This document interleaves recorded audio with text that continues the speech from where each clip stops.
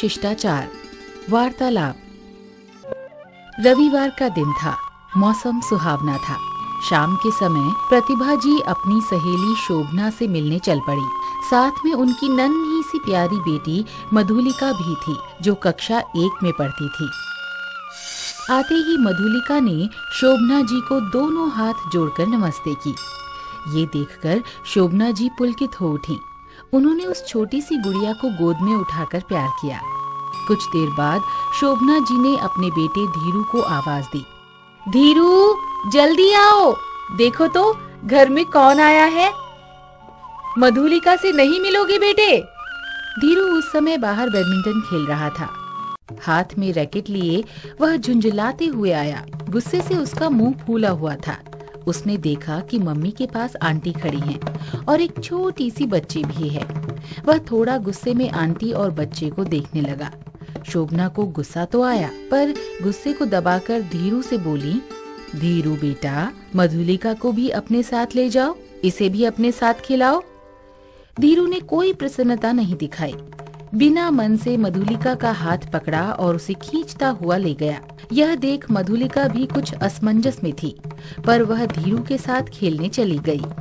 बच्चों के जाने के बाद प्रतिभा हंसकर बोली, शोभना, लगता है धीरू कुछ ज्यादा ही नाराज है। आज तो उसने नमस्ते भी नहीं की। यह सुनकर शोभना दुखी होकर बोली, इसे कितना समझाती हूँ, लेकिन ये समझता ही नहीं। शिष्टाचार की तो इसे समझ ही नहीं है। इसके पापा के लाड़ प्यार ने इसे और सिर पर चढ़ा दिया है।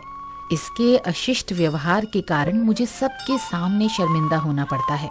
प्रतिभा ने शोभना से कहा, यह धीरू की ही बात नहीं है, बल्कि ज्यादातर माता पिता अपने बच्चों के अशिष्ट व्यवहार को लेकर चिंतित रहते हैं। घर आए मेहमान को नमस्ते करना, उन्हें पानी लाकर देना, प्यार और आदर से उन्हें आप कहकर बोलना, ये अच्छे बच्चों की निशानी है। बच्चों के लिए यही शिष्टाचार है, जिसके कारण वे सभी को प्यारे लगते हैं। इसी तरह अगर वे कुछ खा रहे हों तो बिना मांगे दूसरे बच्चों को भी देना चाहिए। इससे प्यार बढ़ता है। लेकिन ऐसा भी नहीं कि शिष्टाचार के नियम केवल घर तक ही लागू रहें। हम घर में रहें या बाहर, हमें शिष्टाचार का हमेशा पालन करना चाहिए। जो बच्चे दूसरों के घर जाते ही उनकी चीजें छेड़ने तथा तोड़ने लगते हैं, उन्हें कोई प्यार नहीं करता है। उन्हें अशिष्ट कहा जाता है। इसी तरह दूसरों के घर जाकर जोर जोर से चिल्लाना और शैतानी करना अच्छी आदत नहीं है।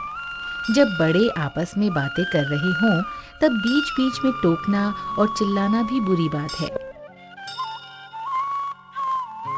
कुछ बच्चे ऐसे क्षणों में उतावलेपन में मम्मी की साड़ी का आंचल या दुपट्टा पकड़कर जोर से खींचने और चिल्लाने लगते हैं।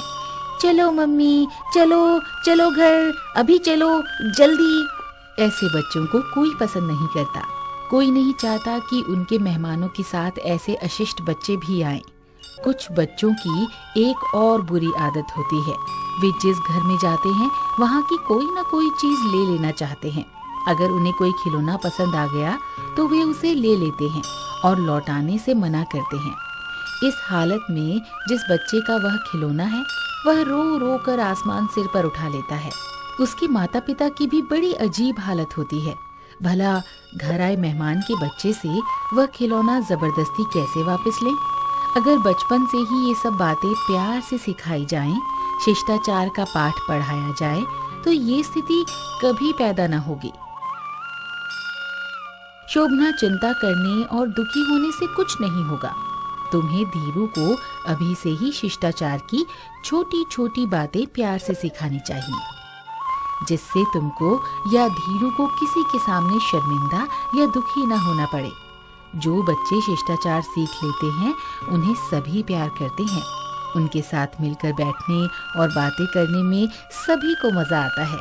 ऐसे बच्चे ही आगे चलकर सफलता की सीढ़ियां चढ़ते हैं तथा अच्छे और आदर्श नागरिक बनते हैं। सीख: शिष्टता और संतुलित व्यवहार सबका मन मोह लेता है।